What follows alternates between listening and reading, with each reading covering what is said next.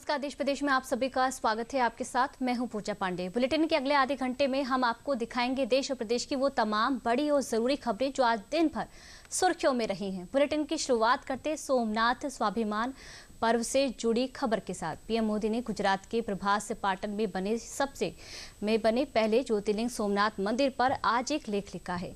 ये blog post Somnath पर 1026 में हुए पहले आक्रमण के 1000 साल पूरे होने पर है, जहां पीएम ने इसे सोमनाथ स्वाभिमान पर्व नाम दिया है। आइए पीएम मोदी के इस लेख से जुड़ी ये रिपोर्ट आपको दिखाते हैं।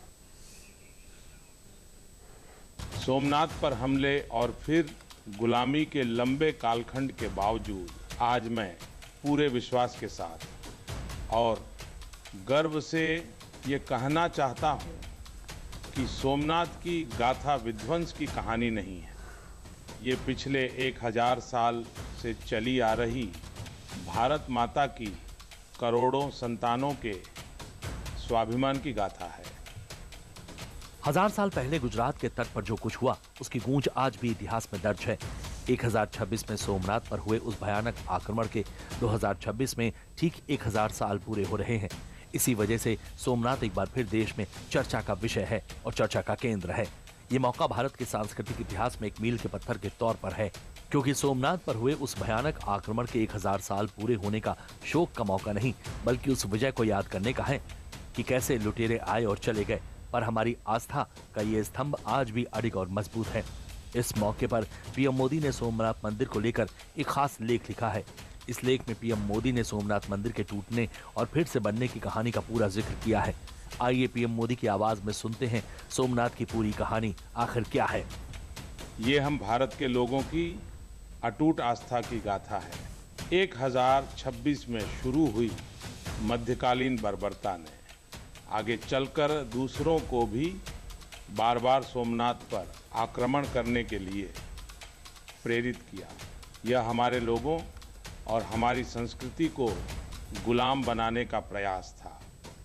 लेकिन हर बार जब मंदिर पर आक्रमण हुआ तब हमारे पास ऐसे महान पुरुष और महिलाएं भी थीं जिन्होंने उसकी रक्षा के लिए खड़े होकर सर्वोच्च बलिदान दिया। पीएम मोदी 11 जनवरी को इसी पावन धरती पर सोमनाथ स्वाभिमान पर्व में शामिल होंगे, जिसके तहत 8 से 11 जनवरी तक यहाँ कई आध्यात्मिक और सामाजिक कार्यक्रम होंगे। सोमनाथ में इस भव्य आयोजन से पहले बीजेपी ने महमूद गजनवी का नाम लेकर कांग्रेस पर तंज कसा है। हमारी जनरेशन के आप सब लोगों ने पढ़ा होगा, इतिहास में पढ़ाया जाता है कि साहब जो कुछ मोहम्मद गजनी ने किया सोमनाथ पे, वो तो केवल पैसा लूटने के लिए किया था, उसका कोई धार्मिक भावना से लेना देना नहीं था। और इतना ही नहीं, और इसका स्रोत कहां से आता है? पंडित जवाहरलाल नेहरू की डिस्कवरी ऑफ इंडिया। जो मूल एडिशन 1948 में छपा है उसमें 161 और बाद के एडिशन में 240 के आसपास आ जाता है, तो पेज नंबर वेरी कर सकता है, पर आप जाकर चेक कर सकते हैं। बहरहाल बीजेपी ने जवाहरलाल नेहरू की लिखी किताब के हवाले से कांग्रेस पर जो आरोप मढ़ा है, उससे सोमनाथ का मुद्दा आस्था और अध्यात्म के साथ सियासत का भी केंद्र बन गया है।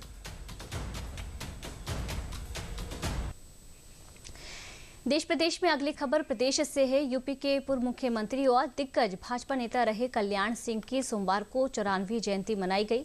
इस अवसर पर मुख्यमंत्री योगी आदित्यनाथ ने कल्याण सिंह की प्रतिमा पर पुष्प अर्पित करते हुए उन्हें भावभीनी श्रद्धांजलि दी और राष्ट्रवाद के प्रति उनके अटूट समर्पण को याद भी किया। देखिए रिपोर्ट।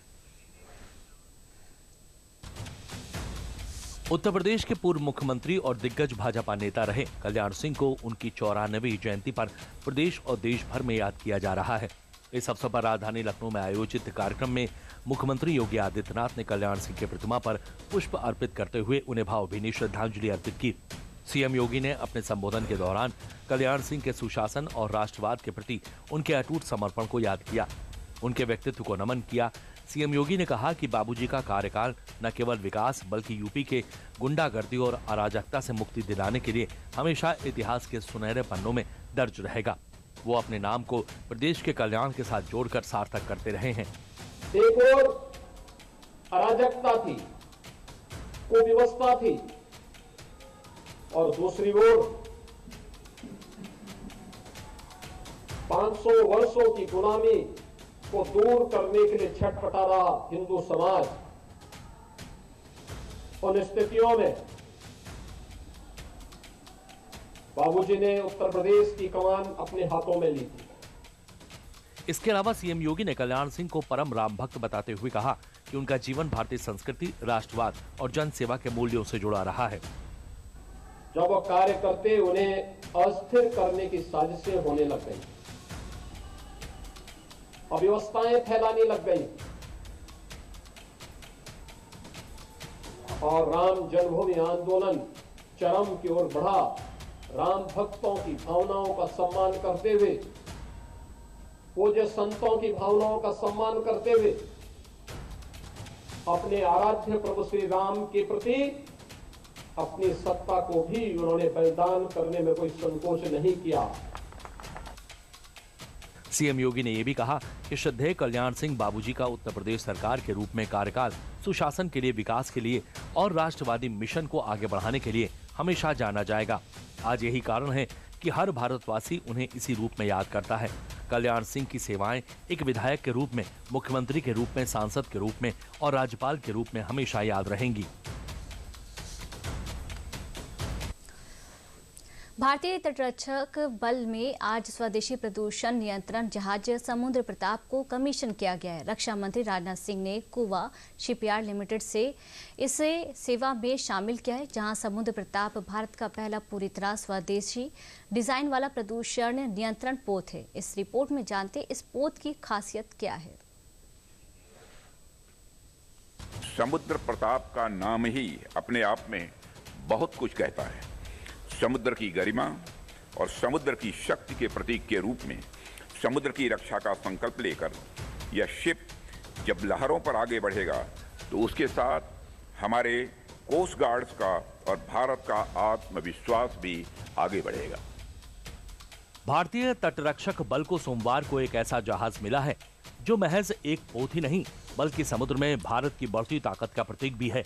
भारत के पहले स्वदेशी प्रदूषण नियंत्रण पोत ICGS समूह प्रताप को रक्षा मंत्री राजनाथ सिंह ने गोवा शिपयार्ड लिमिटेड से भारतीय तटरक्षक बल की सेवा में औपचारिक रूप से शामिल किया है। ICGS समुद्र प्रताप न सिर्फ भारत की समुद्री सीमाओं की सुरक्षा करेगा बल्कि पर्यावरण संरक्षण के संकल्प को भी नई दिशा देगा। आइए जान लेते हैं ICGS समुद्र प्रताप की खासियत क्या है। समुद्र प्रताप भारत का पहला पूरी तरह स्वदेशी डिजाइन वाला प्रदूषण नियंत्रण पोत है। समुद्र प्रताप भारतीय तटरक्षक का अब तक का सबसे बड़ा जहाज है।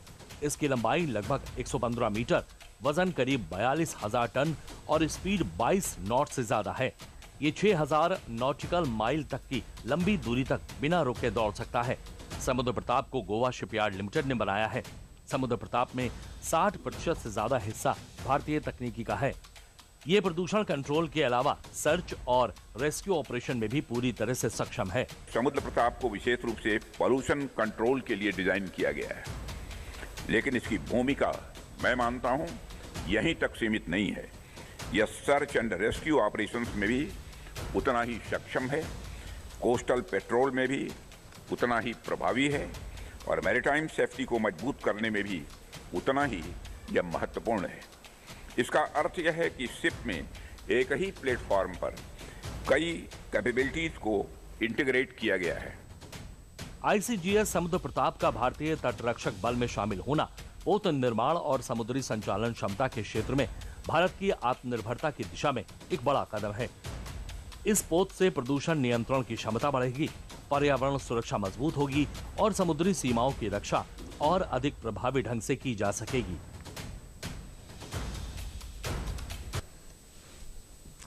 अब खबर यूपी में पुलिस भर्ती की तैयारी कर रहे लाखों युवाओं को योगी सरकार से मिली बड़ी राहत से जुड़ी की है।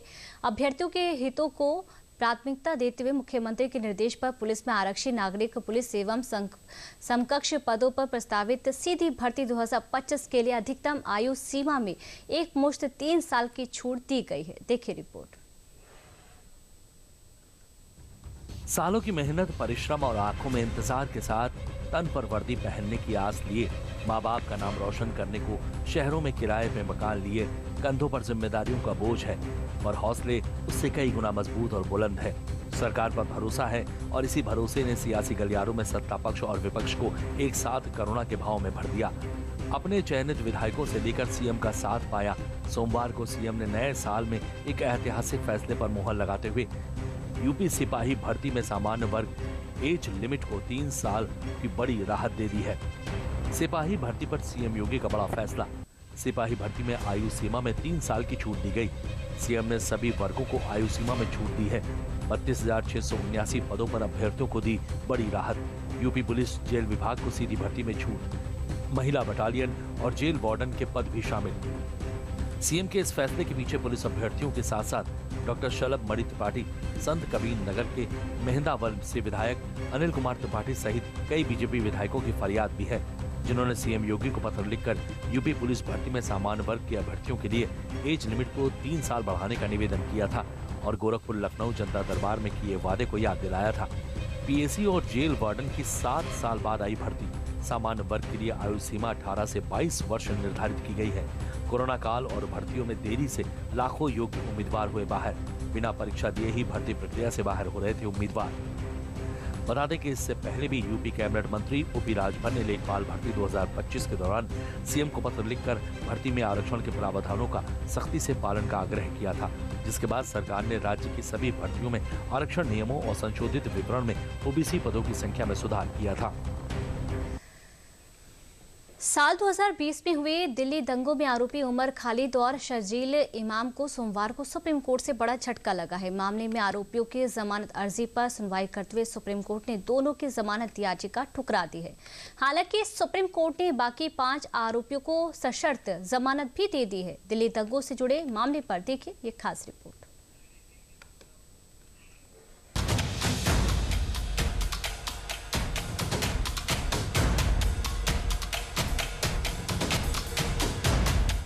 दिल्ली में फरवरी 2020 में नागरिकता संशोधन कानून CAA की मुखालफत की आड़ में भड़की हिंसा की वारदात शायद इन तस्वीरों को देखने के बाद आपके जहन में ताजा हो गई होगी।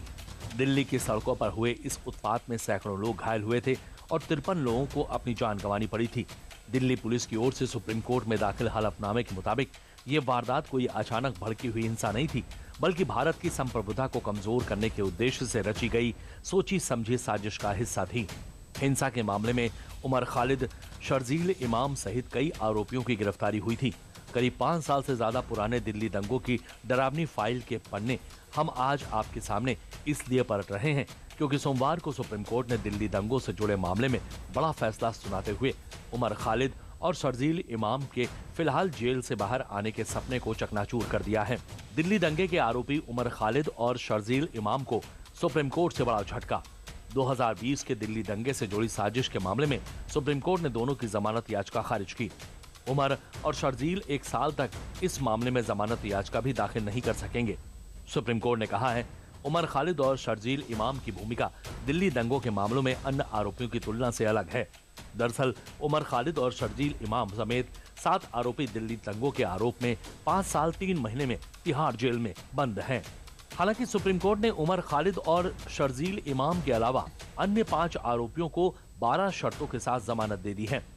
गुलफिशा फातिमा, मीरान हैदर, शिफाउर रहमान, मोहम्मद सलीम खान और शादाब अहमद को मिली जमानत। अदालत ने साफ शब्दों में कहा है कि उमर खालिद और शर्जील इमाम के खिलाफ ऐसा प्रथम दृष्टया साक्ष्य मौजूद है और गैर कानूनी गतिविधियां रोकथाम अधिनियम यानी UAPA के तहत तय वैधानिक कसौटी को पूरा करता है। जिन 5 को बेल दी है, हम लोग बहुत खुश हैं उनके लिए कि उनको 5.5 साल के बाद बेल मिली है और जेल से बाहर आने का मौका मिलेगा। जिन 2 लोगों को बेल नहीं मिली है, उमर खालिद और शर्जील इमाम, उनको लिबर्टी दी गई है कि 1 साल बाद वो फिर बेल के लिए अप्लाई कर सकें। दिल्ली दंगा मामले में उमर खालिद और शर्जील इमाम समेत 7 आरोपियों को 2020 में मई से लेकर सितंबर के दरमियान गिरफ्तार किया गया था। तब से ये सभी जेल में हैं। इन पर आपराधिक साजिश, दंगा, गैर कानूनी सभा के साथ साथ गैर कानूनी गतिविधि रोकथाम अधिनियम UAPA के तहत कई अपराधों का आरोप है। हालांकि अब सुप्रीम कोर्ट के आदेश के बाद उमर खालिद और शर्जील इमाम के अलावा बाकी 5 आरोपी जल्द ही जेल से बाहर होंगे। देश प्रदेश में बढ़ते हैं अगली खबर की ओर, जहां मुख्यमंत्री योगी आदित्यनाथ ने सोमवार को प्रदेश की जनता को योगी की पाती नाम से खुला पत्र लिखा है। सीएम योगी ने पत्र में प्रदेशवासियों को साइबर अपराध से सतर्क रहने का संदेश दिया है। इसके अलावा डिजिटल अरेस्ट जैसी ठगी के तरीकों को भी उजागर किया है। देखिए रिपोर्ट। यूपी में साइबर अपराधों के बढ़ते मामलों को देखते हुए मुख्यमंत्री योगी आदित्यनाथ ने एक बार फिर प्रदेशवासियों के नाम खुला पत्र लिखा है। इस पत्र के माध्यम से मुख्यमंत्री ने साइबर ठगों द्वारा अपनाए जा रहे नए नए हथकंडों, खासकर डिजिटल अरेस्ट जैसी ठगी के तरीकों को उजागर किया है। साथ ही उन्होंने जनता से भावुक अपील करते हुए सतर्क, जागरूक और जिम्मेदार बनने का संदेश दिया है। मुख्यमंत्री ने लोगों से न केवल खुद ठगों को झांसे में न आने, बल्कि अपने परिवार और समाज को भी साइबर अपराधों के प्रति जागरूक करने की अपील की है। सीएम योगी ने अपने पत्र में प्रदेश की जनता के लिए क्या संदेश दिया है, आइए जानते हैं। पत्र में सीएम योगी ने डिजिटल अरेस्ट जैसे भ्रामक शब्दों के खिलाफ नागरिकों को सचेत किया है। सीएम योगी ने कहा है कि देश के किसी भी कानून में डिजिटल अरेस्ट जैसी कोई व्यवस्था नहीं है। अपराधी डिजिटल अरेस्ट जैसे झूठे शब्दों का इस्तेमाल कर नागरिकों को डराते और धमकाते हैं। पुलिस या कोई भी सरकारी एजेंसी वीडियो कॉल, व्हाट्सएप या सोशल मीडिया के माध्यम से न किसी को अरेस्ट करती है और न ही किसी से कभी पैसों की डिमांड करती है। प्रदेश में साइबर सुरक्षा के क्षेत्र में क्या हुआ, इसको लेकर भी सीएम योगी ने अपने पत्र में जानकारी दी है। सीएम योगी ने बताया है कि 2017 से पहले उत्तर प्रदेश में केवल 2 साइबर क्राइम थाने थे। हमारी सरकार के प्रयास से प्रदेश के सभी 75 जिलों में साइबर क्राइम थाने हैं। सभी थानों में साइबर हेल्प डेस्क भी इस्तेमाल की जा रही है। सीएम योगी ने सोशल मीडिया के इस्तेमाल को लेकर सावधानी बरतने की भी सलाह दी है। उन्होंने कहा है कि सार्वजनिक रूप से साझा की गई तस्वीरें, वीडियो या लोकेशन का उपयोग अपराधी सूचनाएं जुटाने के लिए करते हैं। सीएम योगी ने कहा है कि कभी भी किसी से अपनी व्यक्तिगत जानकारी और ओटीपी साझा न करें। सीएम योगी ने अपने पत्र में ये भी लिखा है कि अगर किसी के साथ साइबर अपराध जैसी स्थिति हो जाती है तो तत्काल हेल्पलाइन नंबर 1930 यानी 1930 पर रिपोर्ट करें। जितनी जल्दी ठगी की जानकारी आप पुलिस को देंगे, उतना ही पैसे के रिकवरी के चांस बने रहेंगे। मुख्यमंत्री योगी आदित्यनाथ ने जनता से वरिष्ठ नागरिकों को साइबर अपराध के प्रति जागरूक करने और प्रदेश को साइबर अपराध मुक्त बनाने में सहयोग की अपील की है। अब खबर दिल्ली विधानसभा के शीतकालीन सत्र से जुड़ी हुई है। सोमवार को दिल्ली विधानसभा के शीतकालीन सत्र का आगाज हंगामेदार रहा। आप विधायकों ने विधानसभा में राज्यपाल के अभिभाषण के दौरान हंगामा किया, जिसके चलते आपके 4 विधायकों को पूरे सत्र के लिए सस्पेंड कर दिया गया। देखिए रिपोर्ट। सोमवार को दिल्ली विधानसभा के शीतकालीन सत्र के आगाज से पहले ही ये तय माना जा रहा था कि 5 से 8 जनवरी तक भयंकर ठंड के मौसम में दिल्ली विधानसभा का शीतकालीन सत्र दिल्ली का सियासी पारा बढ़ाने वाला साबित होगा और 5 जनवरी की सुबह 11 बजे दिल्ली विधानसभा के सत्र की शुरुआत से पहले सदन के बाहर का माहौल भी कुछ वैसा ही देखने को मिला। विधानसभा के नेता विपक्ष आतिशी की अगुवाई में आम आदमी पार्टी ने प्रदूषण के मुद्दे पर जमकर विरोध प्रदर्शन किया।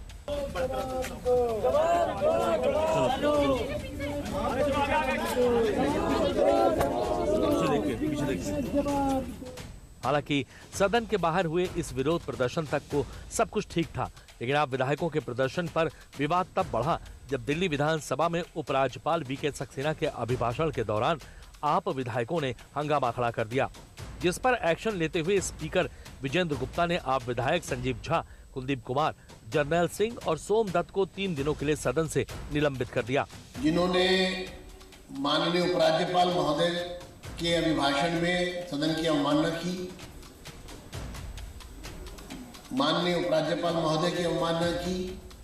अब ये प्रस्ताव सदन के समक्ष है कि जर्नैल सिंह, माननीय सदस्य श्री जर्नैल सिंह, माननीय सदस्य श्री संजीव झा, माननीय सदस्य श्री कुलदीप कुमार और माननीय सदस्य श्री सोमदत्त जी को सदन की कार्रवाई से 3 दिन के लिए निष्कासित किया जाता है। आपके 4 विधायकों को पूरे सत्र के लिए सदन से सस्पेंड किए जाने को लेकर पार्टी ने सरकार की मंशा पर सवाल खड़े करते हुए जवाबदारी से बचने का आरोप लगाया। वहीं दिल्ली सरकार में मंत्री आशीष सूद ने विपक्ष के प्रदर्शन का जिक्र करते हुए अरविंद केजरीवाल पर निशाना साधा। सरकार का एक खौफ साफ साफ दिखा और हमें इस चीज का बहुत खेद है कि स्पीकर साहब सरकार से जवाब दिलवाने की बजाय सरकार की ढाल बनकर बीच में आ जाते हैं। हमें इस चीज़ का खेद है। और सरकार ने अगर काम किए हो तो सरकार बड़े कॉन्फिडेंस से इन सब चीज़ों के जवाब दे सकती है। आम आदमी पार्टी के वर्तमान नेताओं वो ऊब चुके हैं अरविंद केजरीवाल और मनीष सिसोदिया की राजनीति से, इसलिए उनके 11 साल के कुशासन को दिखाने के लिए वो यह प्रदर्शन कर रहे थे कि 11 साल में उन्होंने कुछ नहीं किया है। अरविंद केजरीवाल की सरकार 11 साल तक फेल रही है। तथाकथित स्वघोषित Arvind Kejriwal model of governance fail हो गया है, वो दिखा रहे थे। ये आम आदमी पार्टी की इंटरनल फूट थी। दिल्ली विधानसभा के शीतकालीन सत्र में जहां दिल्ली सरकार कैग रिपोर्ट के मामले को लेकर पिछली केजरीवाल सरकार को घेरने की तैयारी में है, तो वहीं आम आदमी पार्टी दिल्ली प्रदूषण के मुद्दे पर रेखा सरकार पर सवाल उठाती नजर आ रही है। चलिए, यहाँ वक्त तो चला एक छोटे से ब्रेक का।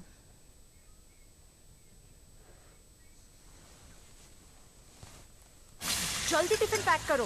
राजू, मोबाइल छोड़ो। अरे दीदी, वो बैंक का नंबर चाहिए, रिफंड ही नहीं आया है। मिल गया। अब भी कॉल करता हूँ दीदी। बिना नंबर जांचे? अक्सर जालसाज बैंक की नकली वेबसाइट और फर्जी नंबर से पैसों की धोखाधड़ी करते हैं। तो फिर सही नंबर? बैंक की ऑफिशियल वेबसाइट या तो कार्ड। आपने तो बचा लिया दीदी। काम से नहीं। आरबीआई कहता है, सही वित्तीय बर्ताव करे आपका बचाव। ब्रेक के बाद एक बार फिर आप सभी का स्वागत है। अब अगली खबर संभल से, जहां बिजली चोरी के खिलाफ प्रशासन ने बड़ा एक्शन लिया है। डीएम और एसपी की टीम ने रात को छापेमारी कर 50 से ज्यादा घरों तक जा रही चोरी की बिजली सप्लाई का खुलासा किया। क्या है पूरा मामला, जानिए इस रिपोर्ट में। संभल में बिजली चोरी अब चोरी या सिर्फ कटिया लगाने तक सीमित नहीं रही, पूरा कारोबार बन चुकी है। यहाँ चोरी को बाकायदा एक पूरा सिस्टम बना दिया गया है, जहाँ ऊपर से सब कुछ सामान्य, लेकिन जमीन के नीचे दौड़ रही थी बिजली की तारें। एक खंबे से उठती लाइन जो सड़क के नीचे छुपती और दीवारों को चीरती हुई 40 से 50 घरों तक पहुँचती थी, जहाँ से चोरी की बिजली सीधे दर्जनों घरों तक सप्लाई की जा रही थी। दरअसल संभल में बिजली चोरी को लेकर प्रशासन ने वो सच सामने ला दिया है, जिसे देखकर अधिकारी भी हैरान रह गए हैं। और जब डीएम एसपी खुद गली में उतरे तो अंधेरे में छुपा पूरा खेल उजाले में आ गया। क्या है पूरा मामला, आइए उस पर भी एक नजर डाल लेते हैं। इस कार्रवाई को लेकर संभल के डीएम डॉक्टर राजेंद्र पेंसिया ने बताया कि थाना राय सत्ती क्षेत्र में बिजली चोरी के खिलाफ एक अभियान चलाया गया, जिसके लिए प्रशासन की 7 टीमें बनाई गई थी। जानकारी के मुताबिक इस इलाके में पिछले काफी समय से बिजली चोरी की शिकायतें मिल रही थीं, जिसके बाद प्रशासन की टीम ने संयुक्त कार्रवाई करते हुए छापेमारी अभियान चलाया। छापेमारी में एक घर में बिजली चोरी का अंडरग्राउंड सिस्टम भी मिला, जहां कई घरों में बिजली चोरी हो रही थी, लेकिन 1-2 जगह ऐसी थी जहां 50-60 घरों को एक साथ ही बिजली की सप्लाई हो रही थी। डीएम का कहना है कि यहां एक तरह से मिनी बिजली सप्लाई घर बनाया गया था। वहीं छापेमारी के दौरान जितने भी उपकरण मिले हैं, उसके आधार पर शिकायत दर्ज कराई जाएगी और कानूनी कार्रवाई होगी। इस कार्रवाई के दौरान आसपास भारी संख्या में पुलिस फोर्स भी तैनात रही। संभल में गत वर्ष 1 सितंबर से हमने बिजली चोरी रोकने का अभियान पुलिस प्रशासन और बिजली विभाग के सहयोग से आरंभ किया था, और उसमें 150 करोड़ से अधिक रुपए की प्रत्यक्ष और अप्रत्यक्ष रूप से बचत हुई थी। और इसी क्रम में यह अभियान निरंतर चल रहा है। और आज राय सत्ती क्षेत्र और सराय तरीन क्षेत्र, जहां लाइन लॉस 50% से अधिक है, उन पॉकेट को आइडेंटिफाई किया गया और उन पर कुछ टीमें बनाई गई और उन टीमों के द्वारा रेड की गई, जिसमें प्रशासन साफ कर चुका है कि अब बिजली चोरी पर 0 टॉलरेंस होगा। जहां जहां लाइन लॉस ज्यादा मिलेगा, वहां इसी तरह अचानक और सख्त कार्रवाई की जाएगी। फिलहाल डीएम ने मामले का संज्ञान लेते हुए भारी जुर्माने और कानूनी कार्रवाई की बात की है। चलिए, यहाँ वक्त तो चला एक और छोटे से ब्रेक का।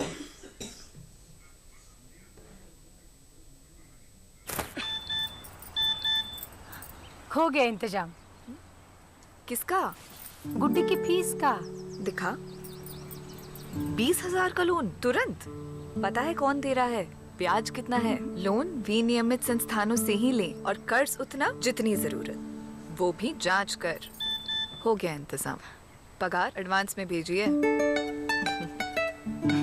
आरबीआई कहता है, सही वित्तीय बर्ताव करे आपका बचाव। ब्रेक के बाद एक बार फिर आप सभी का स्वागत है। देश प्रदेश में अगली खबर दिल्ली से है, जहां दिल्ली सरकार ने इंसानों में होने वाले रेबीज को नोटिफाइबल डिजीज घोषित करने का फैसला लिया है। सरकार की ओर से संबंध में जल्द ही आधिकारिक अधिसूचना भी जारी कर दी जाएगी और दिल्ली के सभी सरकारी एवं निजी अस्पतालों को इसके दायरे में भी लाया जाएगा। क्या है पूरा मामला, देखिए इस रिपोर्ट में। दिल्ली सरकार ने राजधानी में रेबीज से होने वाली मौतों को पूरी तरह खत्म करने की दिशा में महत्वपूर्ण कदम उठाया है। सरकार ने इंसानों में होने वाले रेबीज को महामारी रोग अधिनियम यानी एपिडेमिक डिजीजेस एक्ट के तहत नोटिफाइबल डिजीजेस घोषित करने का फैसला किया है। यानी रेबीज का कोई भी संदिग्ध और कंफर्म केस सामने आते ही उसकी जानकारी स्वास्थ्य विभाग को देना अनिवार्य होगा। सरकार की ओर से इस संबंध में जल्द ही आधिकारिक अधिसूचना जारी कर दी जाएगी और दिल्ली के सभी सरकारी और निजी अस्पताल, मेडिकल कॉलेज, नर्सिंग होम और निजी प्रैक्टिस करने वाले चिकित्सकों को इसके दायरे में लाया जाएगा। इंसानों में रेबीज के संदिग्ध, संभावित और पुष्ट मामलों की जानकारी तुरंत संबंधित जिला और राज्य स्वास्थ्य अधिकारियों को देना अनिवार्य होगा। इससे रेबीज के मामलों की समय पर पहचान, सटीक निगरानी और तेज सार्वजनिक स्वास्थ्य कार्रवाई सुनिश्चित हो सकेगी। स्वास्थ्य विभाग का मानना है कि अनिवार्य रिपोर्टिंग से रेबीज के मामलों के ट्रेंड और हॉट स्पॉट की आसानी से पहचान हो सकेगी। मानव और पशु स्वास्थ्य विभागों के बीच बेहतर समन्वय स्थापित होगा। उच्च जोखिम वाले क्षेत्रों में लक्षित रोकथाम अभियान चलाए जा सकेंगे। वहीं दिल्ली सरकार ने पहले से ही रेबीज रोकथाम के लिए मजबूत इंतजाम किए हैं, जबकि 33 चिन्हित सरकारी अस्पतालों और स्वास्थ्य सुविधाओं में anti rabies serum, rabies immunoglobulin की सुविधा है।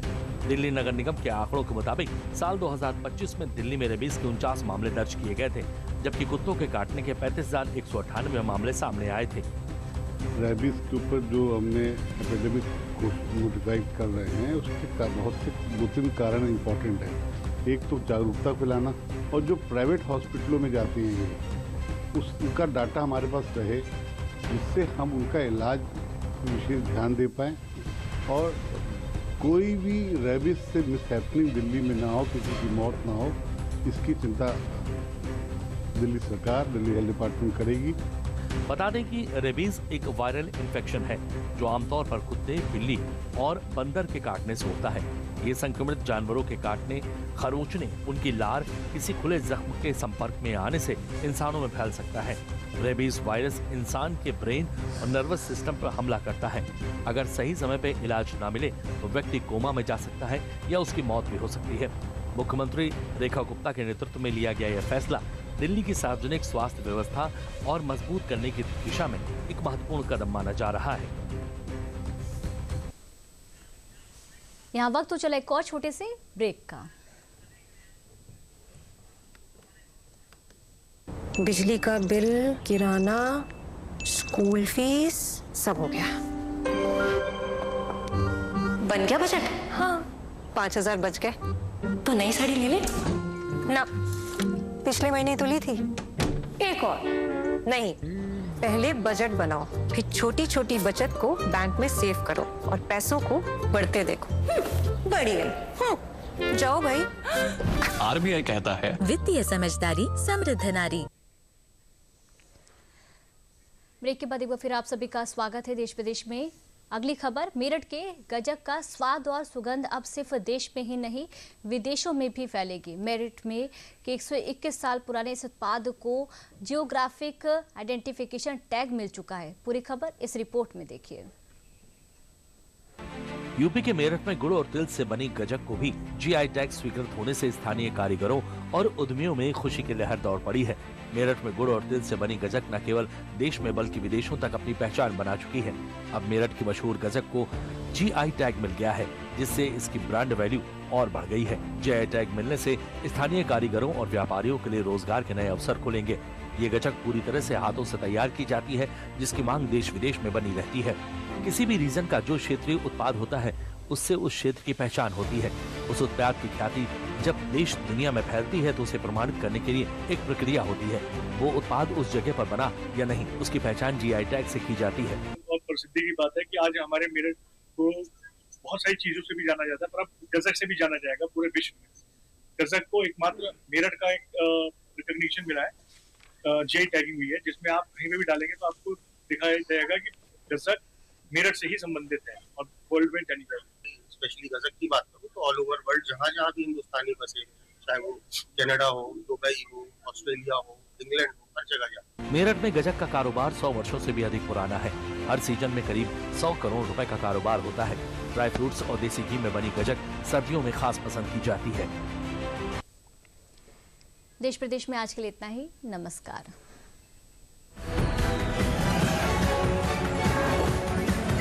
Thank you.